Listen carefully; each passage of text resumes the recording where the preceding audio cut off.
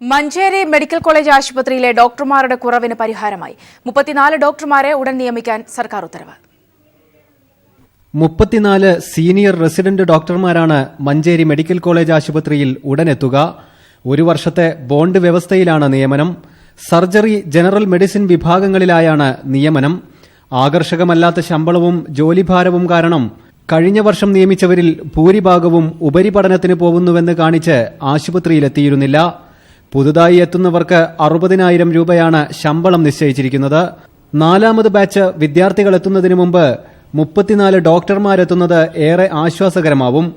ഒപിയുടെ പ്രവർത്തനവും സുഗമമായി നടക്കും. ഡോക്ടർമാരെത്തിയാൽ അത്യാഹിത വിഭാഗത്തിലെത്തുന്നവരെ റഫർ ചെയ്യുന്നുവെന്ന പരാതിയും ഒഴിവാക്കാനാവും. അതേസമയം ബോണ്ട് വ്യവസ്ഥയ്ക്കെതിരെ ഡോക്ടർമാരുടെ ഒരു വിഭാഗം സംഘടന രംഗത്തെത്തിയിട്ടുണ്ട്. News bureau, Malappuram. Charalkunnu camp ഉദ്ഘാടനം ചെയ്തപ്പോൾ KM മാണി സംസാരിക്കുകയാണ്. തത്സമയം കേരള കോൺഗ്രസ് പാർട്ടി ഒരു നേതാവ് പറഞ്ഞു, ഇങ്ങോട്ട് വരാമെന്ന് ആരും വിചാരിക്കണ്ട. പന്ത്യൻ രവീന്ദ്രൻ അദ്ദേഹത്തോടൊക്കെ എന്നെ പറയാനാ, രവീന്ദ്ര ചാടിയിട്ട് മുന്തിരിങ്ങ കിട്ടാഞ്ഞിട്ട് മുന്തിരിങ്ങ പൊളിക്കും എന്ന് പറഞ്ഞ കുറുക്കന്റെ നിലപാടാണ് പന്ത്യന്. ഞങ്ങൾ അങ്ങോട്ട് വരുന്ന ആര് പറഞ്ഞു? ആരപേക്ഷ നൽകി? കേരള കോൺഗ്രസിന് അങ്ങനെ ആരുടെയെങ്കിലും പിറകെ അപേക്ഷയുമായി നടന്ന ചരിത്രമുണ്ടോ? ആവശ്യമുള്ളവർ ഇങ്ങോട്ട് വരും. അതാണ് കേരള കോൺഗ്രസിന്റെ ചരിത്രം. അതായത് പന്ത്യന് പറയുന്ന പോലെയല്ല കേരള കോൺഗ്രസിന്റെ ചരിത്രം. കേരള കോൺഗ്രസിനെ സംബന്ധിച്ചിടത്തോളം നമുക്ക് തറവാടിത്തമുള്ള രാഷ്ട്രീയ കക്ഷിയാണ്, നല്ല പാരമ്പര്യമുള്ള രാഷ്ട്രീയ കക്ഷിയാണ്. ഞങ്ങൾക്കറിയാം എന്തൊക്കെ വേണം. കേരള രാഷ്ട്രീയത്തിൽ ഞങ്ങളെ ആരും ഉപദേശിക്കാൻ വരണ്ട എന്നാണ് പറഞ്ഞത്. ഇന്നലെ എം ജയിക്കുമെന്ന് പറഞ്ഞ നേതാവ് പറഞ്ഞല്ലോ, നിങ്ങളെങ്ങനെ ചെയ്യുകയാണെങ്കിൽ കേരള കോൺഗ്രസിൻ്റെ വോട്ട് UDFിൻ്റെ വോട്ട് വാങ്ങി വന്ന് ജയിച്ചു വന്നയാൾ MLA മാർ നിങ്ങൾ രാജിവെക്കണം എന്ന് പറയുന്നുണ്ട്. അപ്പം ഞാൻ ഒന്ന് തിരിച്ചു ചോദിക്കട്ടെ, അങ്ങനെ ഞങ്ങൾ ഇവിടെ നിന്ന് വിട്ടുമാറിയ പെരീൻ്റെ അടിസ്ഥാനം എന്താ? ഞങ്ങളുടെ കൂടി വോട്ടിൻ്റെ ബലത്തിൽ വിജയിച്ചു വന്ന കോൺഗ്രസ് MLA മാരും രാജിവെക്കണ്ടേ ഞങ്ങൾ മാറുന്നതോടുകൂടി? പിന്നെ എന്ത് മോറൽ സാങ്ഷൻ നിങ്ങൾക്ക് എന്ന് ചോദിക്കുകയാ. അതുകൊണ്ട് ഞങ്ങളെ ഒന്നും വിരട്ടാൻ നോക്കട്ടെ. എന്നാരാണ്ട് ഒരാൾ പറഞ്ഞതുപോലെ ഏതാണ്ട് മൊബൈലിൽ വന്നിട്ടല്ലേ, ഞങ്ങളൊന്നും വിരട്ടാൻ ഞങ്ങളെയും നോക്കണ്ട. ഞങ്ങൾ ആരെയും വിരട്ടാനായിട്ടുള്ള ലക്ഷ്യമല്ല. കേരള കോൺഗ്രസിന് ആരെയും വിരട്ടാൻ ലക്ഷ്യമില്ല. കേരള കോൺഗ്രസിന് ആരോടും പകയില്ല, വിദ്വേഷമില്ല. നമുക്ക് ആരോടും ആൻറ്റി അല്ല, പ്രോയുമല്ല, അടിമത്ത മനോഭാവവുമില്ല. കേരള കോൺഗ്രസ് അപകർഷബോധവുമില്ല. സ്വതന്ത്രമായ നിലപാട്, ഒരു സ്വതന്ത്രമായ നിലപാട്. ഇഷ്യൂ ബേസ്ഡ് പോളിറ്റിക്സ് ആണ് കേരള കോൺഗ്രസിൻ്റെ നിലപാട്. ഓരോ കാര്യങ്ങളെയും ശരിയും തെറ്റും ഞങ്ങൾ തൂക്കി നോക്കും, പരിശോധിക്കും, വിലയിരുത്തും. ശരിയുടെ കൂടെ ഞങ്ങൾ നിൽക്കും. ധൈര്യമായി പറയുക, കോൺഗ്രസ് ശരി ചെയ്താൽ ആ ശരിയുടെ കൂടെ അപ്പോൾ നിൽക്കും. മാർക്സിസ്റ്റ് പാർട്ടി ശരി ചെയ്താൽ അതിൻ്റെ കൂടെ നിൽക്കും. തെറ്റ് ചെയ്താൽ പിണറായിയെ ഞങ്ങൾ രണ്ട് കൈയും കൂട്ടി ഞങ്ങൾ എതിർക്കും. സർവശക്തമായി ഞങ്ങൾ ശക്തിയോടുകൂടി എതിർക്കും. തെറ്റ് ചെയ്താൽ കോൺഗ്രസിനെ എതിർക്കും. ഞങ്ങൾ സമദൂരമാണ്. കോൺഗ്രസിനോടും ഇടതുപക്ഷത്തോടും സമദൂരമാണ്. ഇടതുപക്ഷം തെറ്റ് ചെയ്താൽ നിശ്ചിതമായി അവർക്കെതിരെ നിലകൊള്ളും. കോൺഗ്രസ് തെറ്റ് ചെയ്താൽ നിശ്ചിതമായി നിലകൊള്ളും. നല്ലത് ചെയ്താൽ നല്ലതാണെന്ന് പറയും. ഉമ്മൻചാണ്ടി നല്ല കാര്യം ചെയ്താൽ തെറ്റാന്ന് ഞാൻ പറയുകയില്ല. കോടിയേരി നല്ല കാര്യം ചെയ്താൽ തെറ്റാന്ന് ഞാൻ പറയില്ല. നല്ലത് ചെയ്താൽ നല്ലത്, തെറ്റ് ചെയ്താൽ തെറ്റ്. പക്ഷെ വിമർശിക്കുമ്പോൾ അസഹിഷ്ണുത ഉണ്ടാകാൻ പാടില്ല. ഞങ്ങളിപ്പോൾ വേർപെട്ട് പോകുമ്പോൾ ഞങ്ങളെ പുലഭ്യം പറയാൻ പാടില്ല. ഞങ്ങളും കൂടെ രൂപം കൊടുത്തി ഐക്യ ജനാധിപത്യ മുന്നണിയാണ്. അതിനാണിന്ന് നിങ്ങൾ ഇരിക്കുന്നതെന്ന് മറക്കരുത്. കഴിഞ്ഞ 3 പതിറ്റാണ്ട് ആദ്യത്തെ കുറെ ഇടവേളകൾ ഒഴിച്ചാൽ കഴിഞ്ഞ 3 പതിറ്റാണ്ട് കാലഘട്ടം ഐക്യ ജനാധിപത്യ മുന്നണിയുടെ നേതൃത്വ നിരയിൽ പങ്കാളിത്തം വഹിച്ച രാഷ്ട്രീയ കക്ഷിയാണ് കേരള കോൺഗ്രസ് പാർട്ടി. പക്ഷെ വ്യസനത്തോടെ പറയട്ടെ, അന്തിമ തീരുമാനം പ്രഖ്യാപിക്കുന്നില്ല. ഞങ്ങൾക്ക് ഞങ്ങളുടെ നിലപാടുകൾ പുനഃപരിശോധിക്കേണ്ട ഒരു സന്ദർഭം വന്നിരിക്കുക. എന്ത് വേണമെന്നുള്ളത് ഇന്ന് പുനഃപരിശോധിക്കണം. വേണമെങ്കിൽ വേണം, വേണ്ടെങ്കിൽ വേണ്ട. എന്ത് വേണം നമ്മൾ ചർച്ച ചെയ്യാൻ പോവുക. എന്തെന്ന് ഇപ്പൊ പറയാനൊക്കെ എനിക്ക് പോലും നിശ്ചയമില്ല. എന്ത് നമുക്ക് ചർച്ച ചെയ്യാം, പ്രോസ് ആൻഡ് ക്രോൺസ് ചർച്ച ചെയ്യാം, നാളെ പ്രഖ്യാപിക്കാം. അവിടെ സ്നേഹിതരെ, ഇന്ന് നമുക്ക് വളരെ ഗഹനമായ ചർച്ചയിലേക്ക് നമ്മൾ കിടക്കുകയാണ്.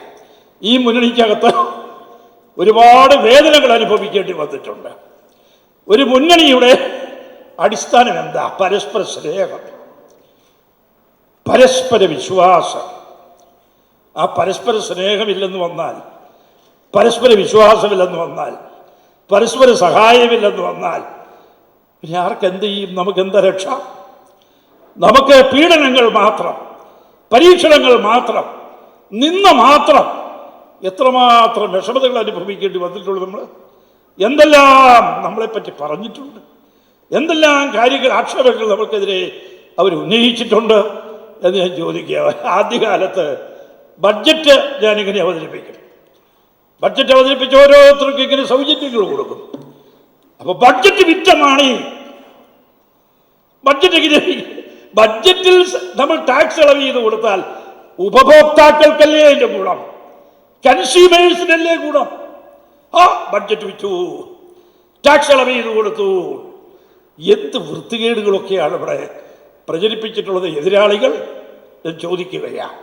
ഈ രീതിയിലാണ് പോകുന്നത്. പക്ഷേ ഒരു കാര്യം ഞാൻ പറയട്ടെ, ഞങ്ങൾക്ക് അഭിമാനമുണ്ട്. കേരളത്തിലെ ചരിത്രത്തിൽ ബഡ്ജറ്റ് എന്ന് കേട്ടാൽ ഭയപ്പാടായിരുന്നു എല്ലാവർക്കും. ബഡ്ജറ്റ് വരുന്നു, നികുതി ഭാരം, കഴുതകളെ പോലെ പാവപ്പെട്ട കൃഷിക്കാരന്റെ മുതുകിൽ നികുതി നികുതി നികുതി. ആ നികുതിയുടെ ഉപ്പ് ചാക്ക് കർഷകന്റെ മുതുകിൽ നിന്ന് എടുത്ത് മാറ്റിയത് കേരള കോൺഗ്രസ് പാർട്ടിയുടെ ബഡ്ജറ്റുകളാണ്. കേരള കോൺഗ്രസ് പാർട്ടിയുടെ 12 ബഡ്ജറ്റുകളാണ്. ഒരു കാര്യം നമുക്കറിയാം, കേരളത്തിലെ ജനങ്ങളും ഇന്ത്യയിലെ ജനങ്ങളും വിലയിരുത്തിയിട്ടുണ്ട്. കേരളത്തിന്റെ ഗ്രോത്ത് റേറ്റ്, സാമ്പത്തിക വളർച്ച ഇന്ത്യയുടെ ദേശീയ ശരാശരിക്ക് മുകളിൽ നിൽക്കുന്നു എങ്കിൽ അതിന് പ്രധാനമായി അതിലേക്ക് നയിച്ചത്, അതിന്റെ പ്രധാനപ്പെട്ട കാരണം കേരള കോൺഗ്രസ് അവതരിപ്പിച്ച 12 ബഡ്ജറ്റുകളാണ്, ബഡ്ജറ്റ് മെഷേഴ്സാണ് എന്ന് ഞാൻ പറയട്ടെ. ഇവിടുത്തെ സമ്പദ് വ്യവസ്ഥയ്ക്ക് ആക്കം കൊടുക്കുവാൻ, സമ്പദ് വ്യവസ്ഥ ശക്തീകരിക്കുവാൻ, വികസനം ത്വരിതപ്പെടുത്തുവാൻ എല്ലാം കേരള കോൺഗ്രസ് പാർട്ടി ചെയ്തിട്ടുള്ള സേവനങ്ങൾ എത്രയോ വലുതാണ്. ഞാൻ പ്രത്യേകം പറയേണ്ട കാര്യമില്ല.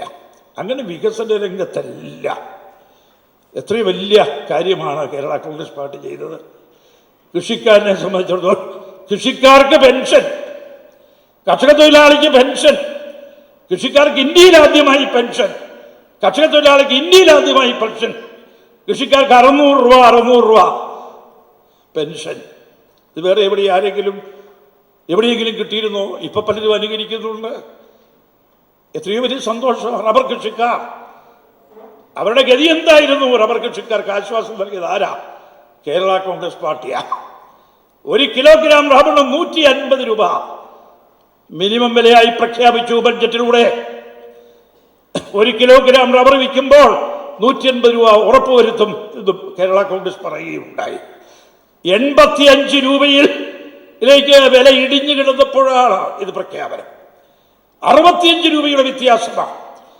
ഓരോ കിലോഗ്രാം റബ്ബർ വിൽക്കുമ്പോഴും 65 രൂപ ഗവൺമെന്റ് നഷ്ടപരിഹാരം കൃഷിക്കാരന് കൊടുത്ത് അവന്റെ ബാങ്ക് അക്കൗണ്ടിലേക്ക് കൊടുക്കുന്ന അന്നത്തെ പ്രഖ്യാപനം.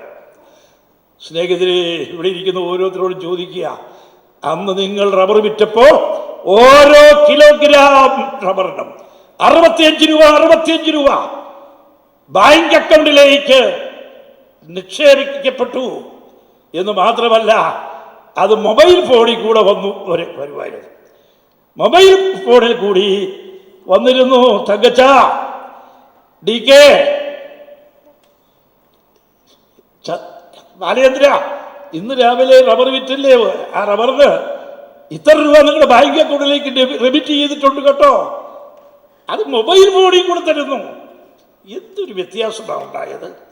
180 രൂപ ഉറപ്പുവരുത്തിക്കൊണ്ട് ഡിഫറൻസ് നിങ്ങളുടെ ബാങ്ക് അക്കൗണ്ടിലേക്ക് റെമിറ്റ് ചെയ്തിട്ട് നിങ്ങളുടെ മൊബൈൽ ഫോണിൽ ഇതാ നിങ്ങൾക്ക് ഇത്ര രൂപ നിക്ഷേപിക്കപ്പെട്ടിരിക്കുന്നു എന്നറിയിച്ച സൗഹൃദമുള്ള ഒരു ഗവൺമെൻറ്, ഒരു പാർട്ടി, മനുഷ്യനെ മനസ്സിലാക്കിയ പാർട്ടി, മനുഷ്യന്റെ പ്രയാസങ്ങൾ, കൃഷിക്കാരൻ്റെ ബുദ്ധിമുട്ടുകൾ, അവൻ്റെ വിഷമതകൾ, അവൻ്റെ നെടുവീർപ്പുകൾ മനസ്സിലാക്കിയ ഒരു പാർട്ടിയാണ് കേരള കോൺഗ്രസ് പാർട്ടി. അതല്ലേ ആ രീതിയിൽ പ്രവർത്തിച്ചത്. ഇന്ന് റബ്ബർ കൃഷിക്കാർക്ക് 150 രൂപ ഉറപ്പ് വന്നിട്ട് കൊടുക്കുക. അവൻ്റെ എത്ര വരെ താന്നോട്ടെ, 150 നിർത്തുകല്ലേ റബ്ബർ കൃഷിക്കാരന്, എത്ര താന്നോട്ട് പോയാലും 150. ഈ രീതിയിലാണ് കേരള കോൺഗ്രസ് കേരളത്തിലെ കൃഷിക്കാരെ രക്ഷിച്ചത് എന്ന് ഞാൻ പറയട്ടെ. മറ്റു രീതിയിൽ പറഞ്ഞാൽ ഫറവോന്റെ അടിമത്തത്തിൽ നിന്നും ഇസ്രായേൽ ജനതയെ നയിച്ചതുപോലെയാണ്, യഹൂദ ജനതയെ, ഇസ്രായേൽ ജനതയെ നയിച്ചതുപോലെയാണ് ഈ കർഷകനെ അടിമത്തത്തിൽ നിന്നും നയിച്ച രാഷ്ട്രീയ കക്ഷിയാണ്, അടിമത്തത്തിൽ നിന്നും പ്രത്യാശയിലേക്ക് നയിച്ച രാഷ്ട്രീയ കക്ഷിയായി ഈ കേരള കോൺഗ്രസ് പാർട്ടി. നമ്മളെ ആരെങ്കിലും കൈപിടിയുമോ? അതുകൊണ്ടാണ് ഞാൻ പറഞ്ഞ ആരും വിരട്ടാൻ നോക്കണ്ട എന്ന് തിരിച്ചടിച്ചത്. അതുകൊണ്ടാണ്. അതുകൊണ്ട് സ്നേഹിതരെ, കേരള കോൺഗ്രസ് പാർട്ടിയെ സംബന്ധിച്ച് ഞങ്ങൾക്ക് എല്ലാവരോടും സൗഹൃദമാണ്, ഞങ്ങൾക്ക് ആരോടും ശത്രുതയില്ല. ഞങ്ങളുടെ വഴിക്ക് പൊക്കോളാം. അത് നിങ്ങളെന്തിനാ ഞങ്ങളെ പരിഹസിക്കുന്നതിനാ? നിങ്ങൾക്കെന്തിനാ ഞങ്ങളോട് വിദ്വേഷം? ഞങ്ങളുടെ വഴി നോക്കട്ടെ, ഞങ്ങൾ എന്ത് വഴിയാണെന്ന് ഞങ്ങൾ ചിന്തിക്കട്ടെ. ഏത് വഴി നല്ല വഴി തുറന്നു കിട്ടുമ്പോൾ ഞങ്ങൾ ആ നല്ല വഴിയെ പോകും. ഏതാണെന്ന് ഞങ്ങളിന്ന് ആലോചിക്കും, നാളെ പ്രഖ്യാപിക്കും. എന്താണ് ഭാവി കേരള കോൺഗ്രസ് പാർട്ടിയെ സംബന്ധിച്ചിടത്തോളം. അപ്പോൾ അങ്ങനെയുള്ളൊരു നിലപാടിലേക്ക് നമ്മൾ കാര്യങ്ങൾ ചെന്നെത്തിയിരിക്കുകയാണ്. അതുകൊണ്ട് ഗഹനമായ ഒരാലോചന നമുക്ക് ആവശ്യമാണ്. അത് തീർച്ചയായും നിങ്ങളെല്ലാവരും പങ്കുകൊള്ളും എന്ന് ഞാൻ പ്രത്യേകമായി ആഗ്രഹിക്കുകയാണ്.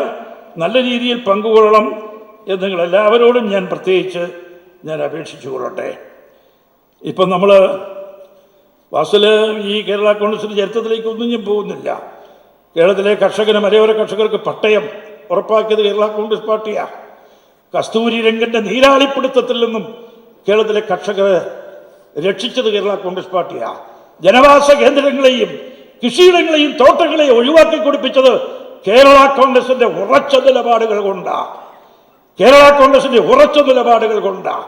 പ്രതിസന്ധികളിലെല്ലാം കർഷകരെ രക്ഷിച്ചത് കേരള കോൺഗ്രസ് പാർട്ടിയാണ്. അപ്പോൾ ആ നിലയ്ക്ക് കേരള കോൺഗ്രസിന്റെ ചരിത്രത്തിലേക്ക് ഈണാശ്വാസം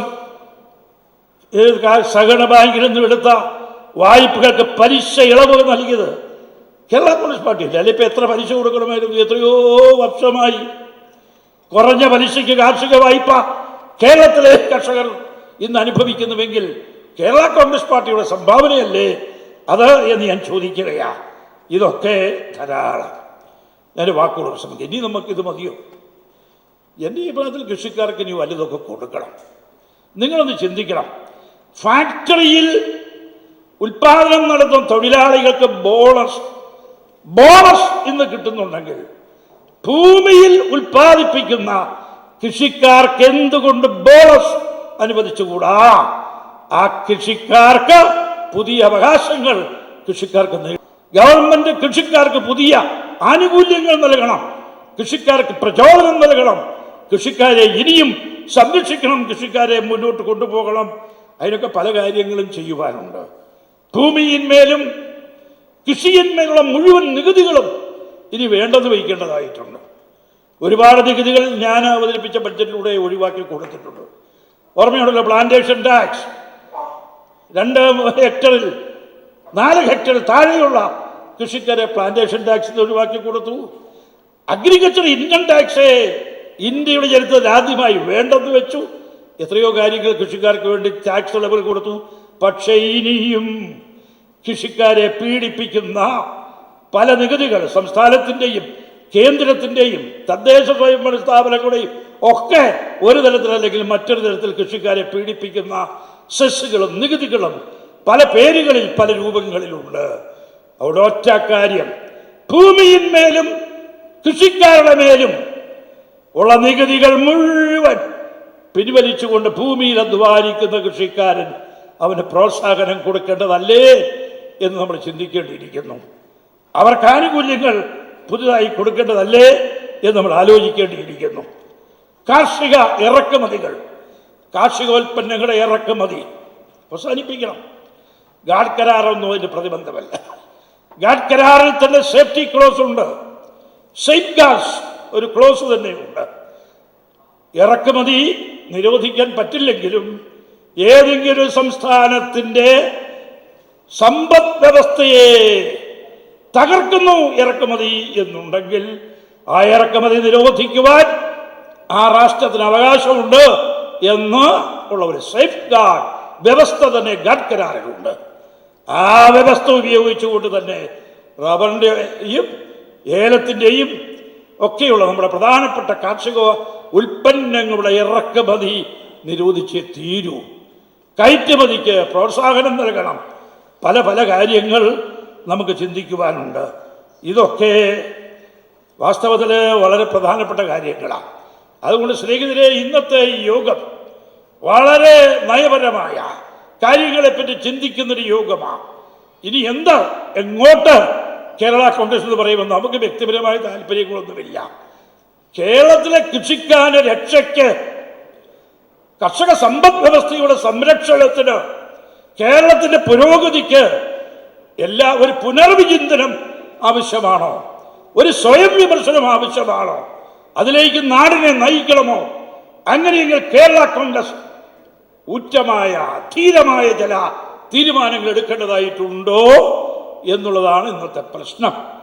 അതിന് ത്യാഗം സഹിക്കണമെങ്കിൽ ത്യാഗം സഹിക്കണം. എപ്പോഴും കസേരയിൽ തന്നെ ഇരിക്കണമെന്നില്ല. താവോട്ട് ഇറങ്ങാം. നമ്മൾ ഒറ്റയ്ക്ക് നിന്ന് കേരള രാഷ്ട്രീയത്തിൽ ഒറ്റയ്ക്ക്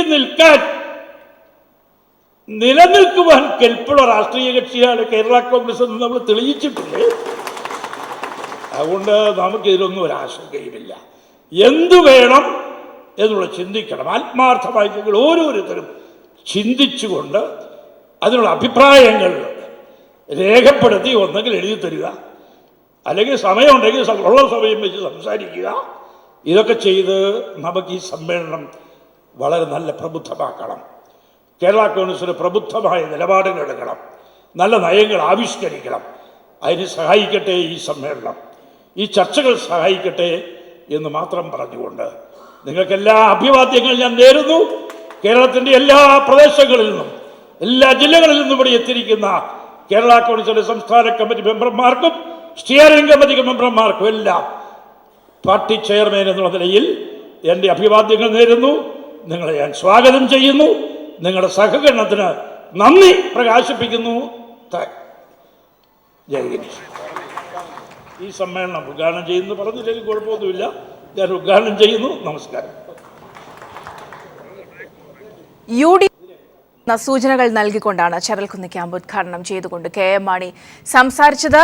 സ്വാഭാവികമായും ഇന്നും നാളെയും നടക്കുന്ന ക്യാമ്പിൽ നിർണായകമായ പല വിഷയങ്ങളും ചർച്ച ചെയ്യപ്പെടുമെന്ന് തന്നെ സൂചനകൾ നൽകുന്നുണ്ട്. കേരള കോൺഗ്രസിന് ആരുടെയും പുറകെ പോയ ചരിത്രമില്ല, വേണ്ടവർ ഇങ്ങോട്ട് വരും എന്നതടക്കമുള്ള കാര്യമാണ് KM മാണി പറഞ്ഞത്.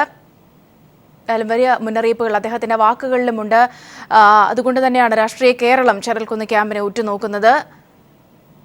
വലിയ രാഷ്ട്രീയ തീരുമാനങ്ങളിലേക്ക് മാണി കടക്കുന്നുവെന്ന സൂചനകൾ നൽകിക്കൊണ്ടാണ് ഇന്ന് ഇപ്പോൾ KM മാണി സംസാരിച്ചിരിക്കുന്നത്. മുന്നണി വിട്ട് തങ്ങളെ പുറത്തു പോകുന്ന തങ്ങളെ പരിഹസിക്കരുത്. കേരള കോൺഗ്രസ് ഈ വിധത്തിൽ മുന്നണി വിട്ടു പോയാൽ MLA-മാർ രാജിവെക്കണമെന്ന അടക്കമുള്ള വാദങ്ങളെ തിരികെ കോൺഗ്രസ് പലയിടത്തും ജയിച്ചതും കേരള കോൺഗ്രസിനൊപ്പം നിന്നതുകൊണ്ടുകൂടിയാണ്. അങ്ങനെയുണ്ടെങ്കിൽ ആ രാഷ്ട്രീയ മര്യാദ അവരും കാണിക്കണം എന്നതടക്കമുള്ള കാര്യങ്ങളാണ് KM മാണി പറഞ്ഞത്. എന്നാലും അദ്ദേഹത്തിൻ്റെ വാക്കുകളിൽ വലിയ ചില സൂചനകളുണ്ട്. എന്തോ വലിയ രാഷ്ട്രീയ തീരുമാനങ്ങൾക്കാണ് വരും നിമിഷങ്ങൾ സാക്ഷ്യം വഹിക്കാൻ പോകുന്നു എന്ന സൂചന KM മാണിയുടെ വാക്കുകളിലുണ്ട്.